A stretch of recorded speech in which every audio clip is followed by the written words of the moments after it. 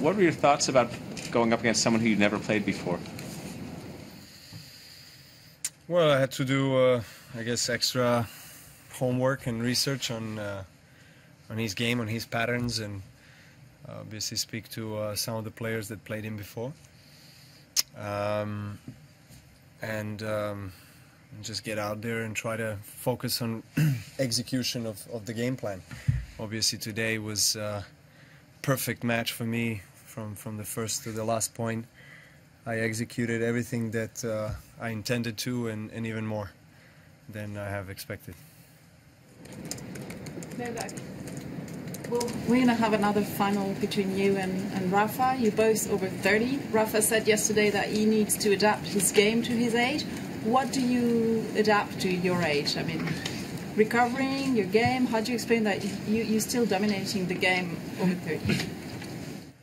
I have a slightly different approach. I adapt the age to the game. I don't feel at the moment that my body has any significant wear and tear that would compromise my game. So my game is pretty much the same.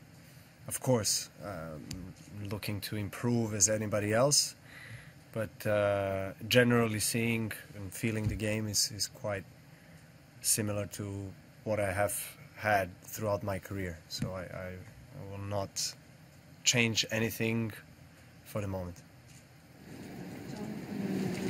Did you watch Rafa's match, and did you go out with the intention of conceding fewer games than he did? Yes. And it was hard to do that, but somehow managed. He has played impressively well throughout the entire tournament. He hasn't dropped a set. I mean, he looked as good as ever on the hard court throughout these few weeks. I haven't played bad myself last couple of matches, so I think that this finals comes at the right time for both of us, and I'm sure we're going to have a blast on the court. We can promise one thing, and that's knowing both of us that we're going to give absolutely everything out on the court. I think that people will enjoy it. I will, of course, try to play as well as I have so far. Of course, playing Rafa requires a different approach tactically. I'm sure it's the same from his side towards me. You know, he's my biggest rival that, you know, in my career. I've played so many matches against him, epic matches on this court. Of course, the one that stands out was the finals of 6 hours almost in 2012, and hopefully we don't go that long this time, but I'm sure we're going to have a good finals. So years from now, when you're describing that 2012 match to your children or your grandchildren, how will you describe it? The 2012?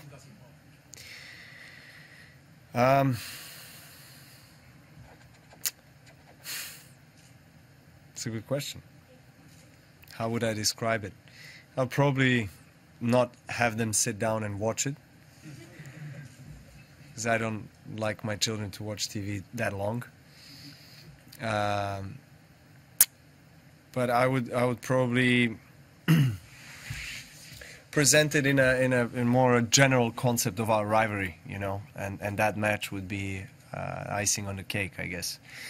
So you know, as I said, you know, Nadal has historically throughout my life and career been the greatest rival that I ever played against on all the surfaces, and some matches that we had against each other were a great turning points in my career. I feel like that, you know, have made me rethink my game, and you know, I had some disappointing moments where I lost to him. I think I lost to him 9 times so far in the Grand Slams, and I lost to him some tough matches in finals and semis and French Open and US Open. I won some also great matches. So I mean, those kind of encounters have also made me the player I am today, without a doubt. And these are kind of matches that you live for. You know, finals of slams, playing the greatest rival at their best. You know, what more can you ask for? I mean, this is where you want to be. You mentioned on the court that this match probably won't be as long as that last one because of that super tiebreak, but it seems that Rafa's really kind of keeping points a lot shorter, determined to keep matches a lot shorter for his body. Do you think it would be beneficial for you to kind of make the match longer, get him through longer exchanges, to kind of test his body, considering he's so soon back from injury? Well, you don't not necessarily want to get into long exchanges with Nadal. But you know, I think my 1-2 punch has worked pretty well as you know, throughout this tournament. So I can. The good thing is that I'm really feeling comfortable on the court, hitting the ball. I can, you know, I can get into the court. I can step back. I can defend. You know, I'm comfortable doing whatever it takes. So I'm gonna get out there and obviously try to dictate the play, but it's easier said than done, you know, against Nadal. It just depends how we both start, and throughout, you know, the match, I guess you're gonna have to be present and get a feel of how it evolves. And sometimes it will require to be a little bit more patient, with more construction of the point. Sometimes just to maybe attack more, and we'll see. I mean, he has improved his serve. I saw he has a slightly different service motion, and that has worked very well. I think, you know, with everything he possesses, all the qualities in his game, adding to that also a lot of free points on the serve, you know, makes him much tougher to play against. And that's why I think he managed to have a lot of success with the shorter points because of the serve. I think he's backing his first shot up with that great serve and saving energy, and then he can go for more in the return game. So, but at the same time, you know, it's quite different playing against me and me against him. So, you know, I think it adds more maybe pressure on his serve and my serve as well, because we return well and we've been playing well. So yeah, it's going to be interesting. I mean, I can't take you through every point of that match obviously now, but we can get a sense of what we're about to experience, and hopefully it's going to have we're all going to have a good time.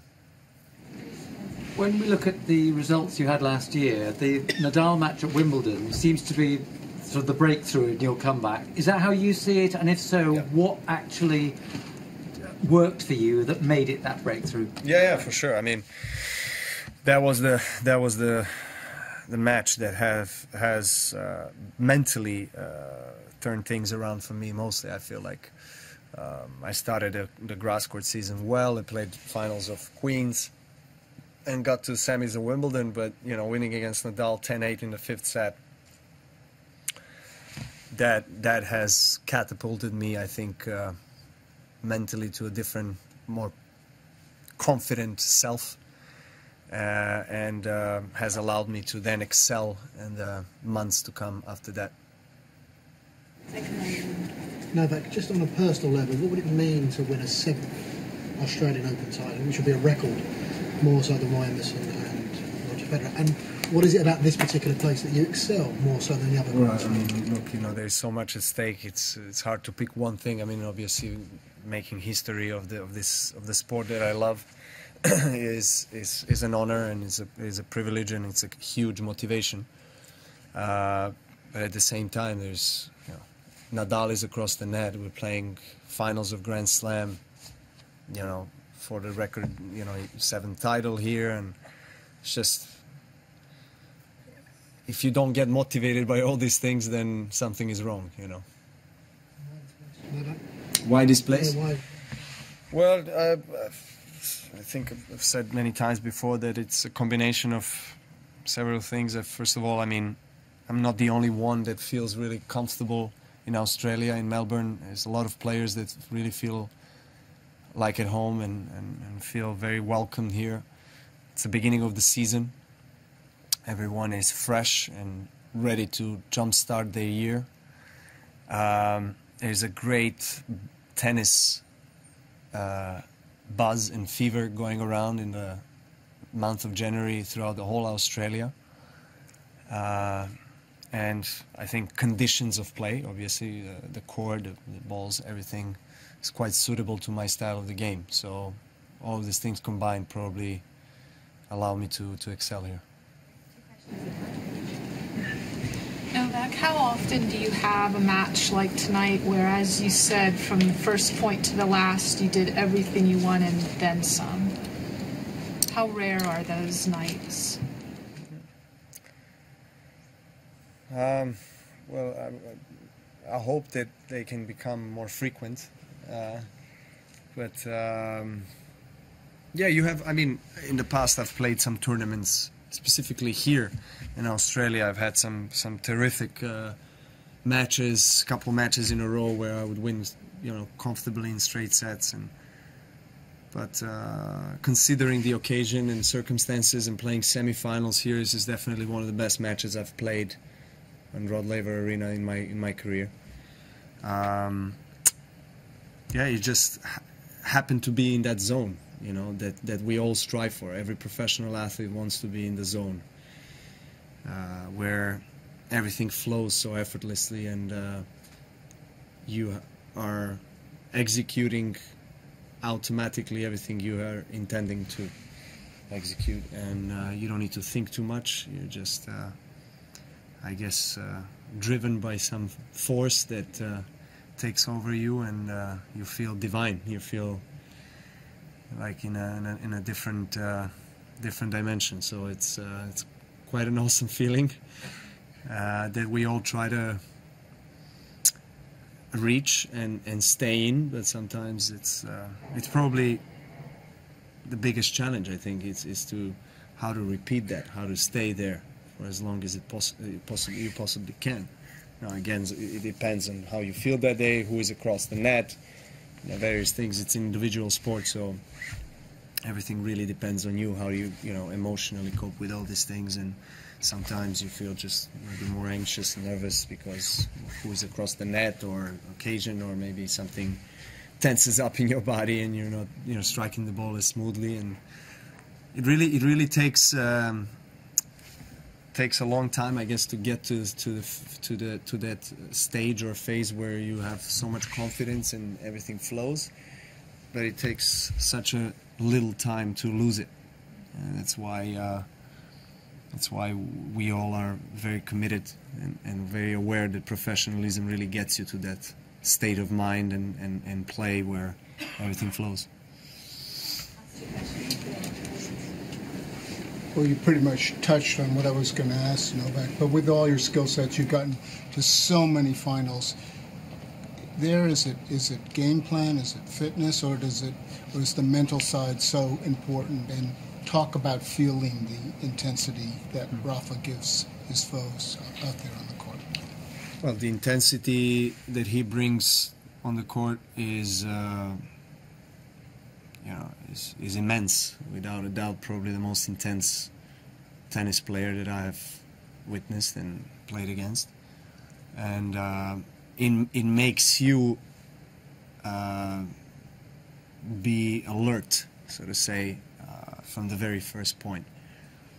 And that's why I think the quality of tennis is 100% right away. I mean, it needs to be, because he makes you play that kind of tennis. It doesn't allow you to kind of ease your way into the match. And I think, well, physically, definitely, you need to be fit, ready to battle, ready to run for hours. And it definitely helps if you have not spent too much time prior to the finals on the court. And I think we both have not spent too much time, so we both are going to be physically fine. But mentally and emotionally, obviously, I think will do it for both of us. I think that will allow us to cross the finish line as a winner. You know, who is able to kind of stay more focused, more determined. Is going to cope with pressured moments better. It's no secret, you know. That's something that you know, we have experienced against each other and against anybody else, for that matter, throughout the last 15 years, so many times. And I think that experience that we both have will play an important role as well. Novak, you clearly relish the challenge of playing Rafa. Can you enjoy it, enjoy the battle while you're in the middle of it? Sure, if I'm winning, of course. Yes, I mean, look, the Wimbledon semi-finals this year, finals of Australian Open 2012, you know, those are the matches that just come to my mind right now, where, you know, it feels like it's unfair if you have one winner, you know, those kind of matches where you go the distance and you push each other to the very limit. And of course you want to come out as a winner out of those matches, but at the same time understanding that you really took everything you have out on the court and you left your heart, you can be content with that. And that's what makes you, I guess, enjoy it more, because you're not regretting or you're not feeling like you're leaving something out in your tank. When you go full out, emotionally, mentally, physically, then you might as well enjoy it.